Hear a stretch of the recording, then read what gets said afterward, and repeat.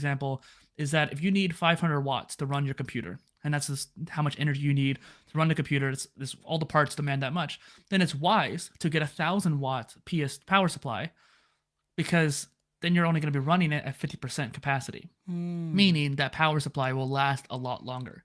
So I have 64 gigs of RAM. That's great. I might only use 30 to 40 gigs, but that means that it's going to last a little bit longer because I'm not using it at full capacity all the time. And that's future-proofing. That's future-proofing, exactly. And that's why I have a PlayStation. And I have an Xbox, but hey, we still need both. Do you game on both? Because I know like some people they're exclusively gaming just either on PC or the console. So what's your philosophy, Dusty? I like relaxing, and sometimes there's a weird difference where it's like on PC I can do a lot more and you can mod your games, and so I'm actually gonna have a weird dichotomy about that right now internally. But I like sitting down on the couch and just playing a game on the TV. It's really nice. And so that dichotomy that I mentioned is like Skyrim, for example. I love playing Skyrim on the couch and or Fallout or whatever, even Witcher and Cyberpunk and all these like fun single player games. The problem is with that, Brew, is that those games are meant to be modded. Like they're basically blank canvases. They're vanilla ice cream that you can then put seasoning on, or not seasoning, wow, sprinkles on and stuff like that.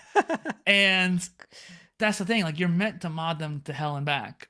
And you can technically do it with like Skyrim and Fallout, but you only have maybe 10% of mods on the consoles versus on the computer.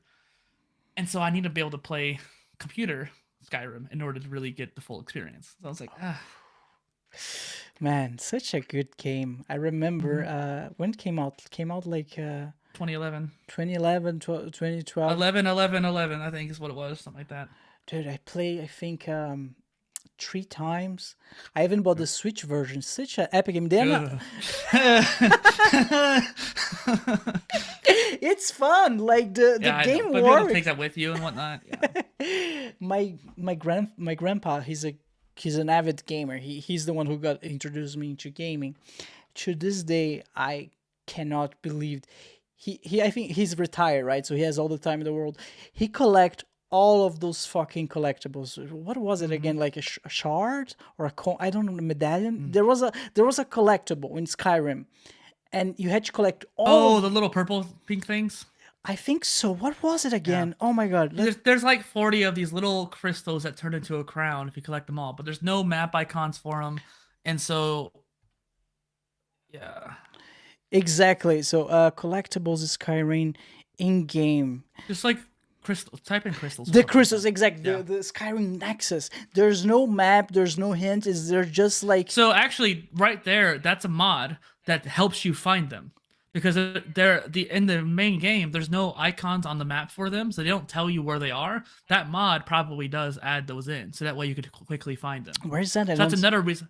The first link, the one you pointed out to, collectibles helper, and so it probably actually helps you find those crystals.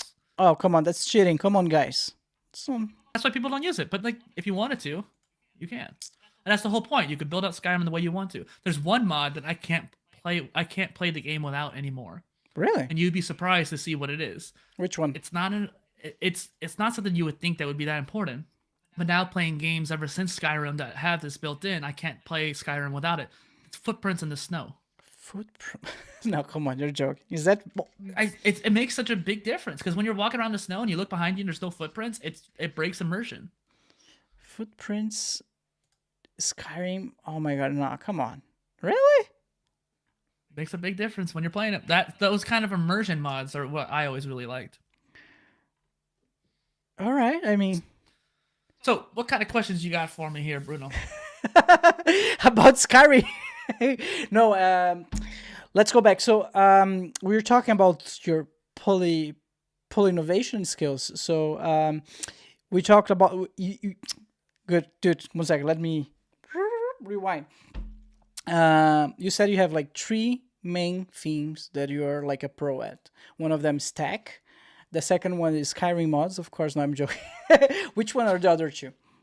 So swimming is probably one of my main ones, in fitness.